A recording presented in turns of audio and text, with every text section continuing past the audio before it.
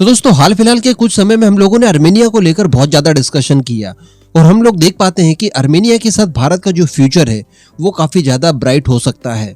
भारत के चलते आर्मेनिया को भी वो शक्ति मिल सकती है जिससे कि वो अपने दुश्मन अजरबैजान को काउंटर कर सके।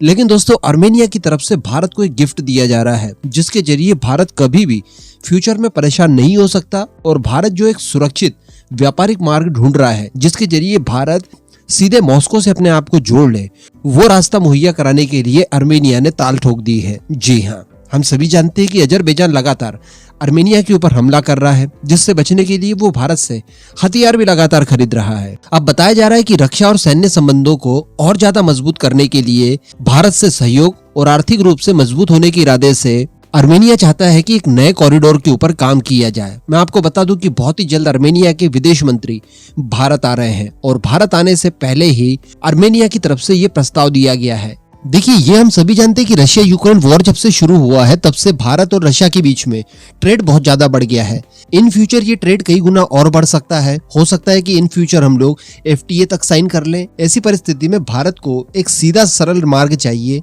जो कि मुंबई से सीधे जोड़ दे रशिया को। अभी इस समय के व्यापारिक मार्ग की बात की जाए जिसका इस्तेमाल भारत करता है तो इसे नॉर्थ साउथ ट्रांसपोर्ट कॉरिडोर कहा जाता है। जी हाँ, इससे होता यह है कि भारत सीधे मुंबई से पारस की खाड़ी यानी ईरान तक पहुंचता है, ईरान से अजरबैजान के रास्ते होते हुए फिर ब्लैक सी तक पहुंचकर रशिया पहुंचता है। कहने का मतलब बीच में एक बैरियर आता है अजरबैजान नाम का, और ये कितना ज्यादा खतरनाक हो सकता है इन फ्यूचर आपको बताने की जरूरत नहीं है।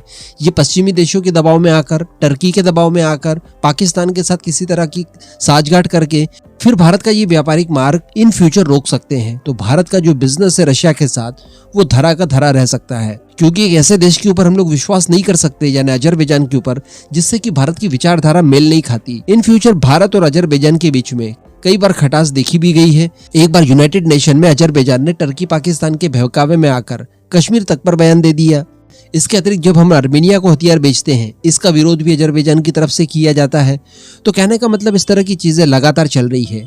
इन फ्यूचर कोई बड़ी बात नहीं है कि अजरबैजान और भारत के बीच में संबंध पूरी तरह से खत्म हो जाए। उसके बाद आप बताइए कि ये जो international north south transport corridor है क्या इससे सुचारू रूप से चलने दिया जाएगा अजरबैजान द्वारा? नहीं, अजरबैजान कभी भी बीच में अड़ंगे लगा सकता है जिसे कि खुलवाने में काफी ज्यादा समय और मेहनत करनी पड़ेगी भारत को। इससे अच्छा क्या होगा कि अजरबैजान को बाईपास कर दिया जाए, यानी ये जो international north south transport corridor है इसी के पैरेलल एक नया कॉरिडोर बनाया जाए जो कि सेम चलेगा ईरान तक, लेकिन ईरान के बाद इसका मार्ग बदल जाएगा और ईरान के बाद अजरबैजान को बाईपास करते हुए सीधे हम लोग ब्लैक सी में उतरकर रशिया तक पहुंच सकते हैं। देखिए, जब भारत रशिया से बड़ी मात्रा में ट्रेड करना शुरू कर चुका होगा, इसके अतिरिक्त भारत हो सकता है कि ट्रेड को लेकर कई सारे इनिशिएटिव लॉन्च कर दे जो कि रशिया के साथ अप्लाई होते हैं। तो ऐसी परिस्थिति में यूरोपियन देश बहुत ज्यादा नाराज हो सकते हैं। अब यहाँ पर भारत को कई सारी चीजों का ध्यान रखना होगा।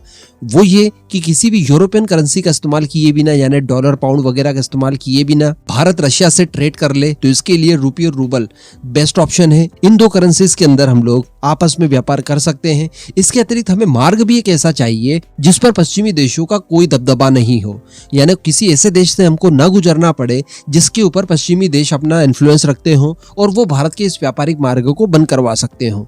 तो इसी के लिए नए रूट की बात की गई। भारत के मुंबई पोर्ट से सीधे आप ईरान के बंदर अब्बास पोर्ट पर पहुंच जाते हैं जो कि पर्शियन गल्फ में मौजूद है। इसके बाद आप आर्मेनिया का इस्तेमाल करते हुए सीधे पहुंच जाइए ब्लैक सी में और फिर आप रशिया तक पहुंच जाएंगे आराम से। तो किसी भी तरह की इन फ्यूचर कोई परेशानी आपको बीच में नहीं आएगी। इसके अतिरिक्त बताया ये भी जा रहा है कि आर्मेनिया और ईरान के बीच में रेल नेटवर्क की भी स्थापना जल्द हो सकती है, क्योंकि ईरान और आर्मेनिया के बीच में संबंध बहुत मधुर है। जी हाँ, दुनिया में 2 अपवाद हैं और 2 अपवाद क्या है? अजरबैजान और इजराइल की पक्की दोस्ती और इधर ईरान और आर्मेनिया की पक्की दोस्ती। ये किसी को हजम नहीं होती लेकिन है जरूर।